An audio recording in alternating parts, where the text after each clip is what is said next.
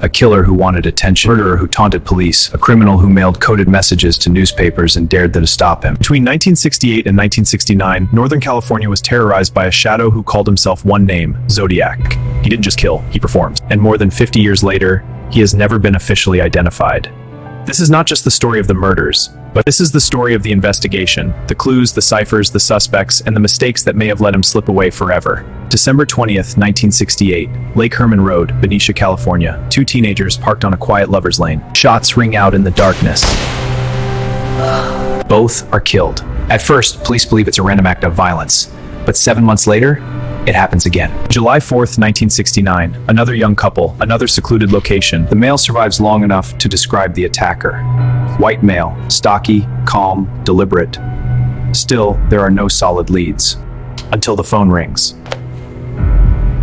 1 month later, 3 major Bay Area newspapers receive identical letters. The writer takes credit for both shootings. He includes a cipher and signs it with a strange symbol, a circle with a crosshair. He demands the cipher be printed or he will kill again. The newspapers comply. Within days, a school-teacher couple cracks the code.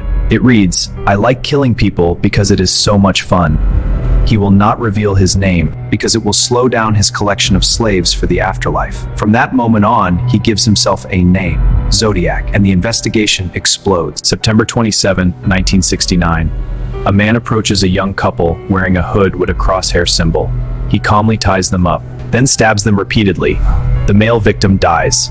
Before leaving, the attacker writes on their car door, listing his previous murders. This is the first time Zodiac appears in costume. The investigation now spans multiple counties, different police departments, different jurisdictions, and communication between agencies is slow, fragmented, costly. October 11, 1969, San Francisco. Taxi driver is shot in the head. Witnesses see a white male walking away from the scene. Police stop a man matching the description nearby, but due to a radio dispatch error, officers are told to look for a black suspect. The man is released. That mistake may have been the closest law enforcement ever got to the Zodiac Killer. Days later, another letter arrives. The killer mocks police. He was stopped and let go.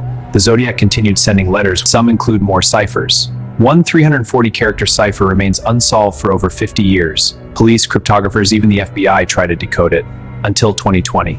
A team of civilian codebreakers finally cracks it using software and pattern recognition. The message contains no name, no identity, more twisted philosophy about killing. Even in solving the cipher, the investigation moves nowhere. Over the decades, many suspects have surfaced. But one name stands above the rest, Arthur Lee Allen. He lived near early crime scenes, owned a Zodiac-style watch with the crosshair logo, was questioned multiple times, failed a polygraph, but fingerprints and DNA did not conclusively match. He died in 1992, never charged. Other suspects emerged, including men tied to military backgrounds, cryptography skills, or violent histories, but none were officially confirmed. In 2021, the case was declared solved by a private investigative group. They named a suspect. Law enforcement did not confirm it. Officially, the Zodiac case remains open. Zodiac case suffered from jurisdiction conflicts, evidence mishandling, limited forensic technology, miscommunication between agencies. DNA testing today has been inconclusive due to degraded or partial samples. Some experts believe the killer may not even have left usable DNA. Others believe key evidence was lost, and time continues to erase possibilities. The Zodiac killer wanted attention. He wanted fear. He wanted his name remembered. And in that sense, he succeeded.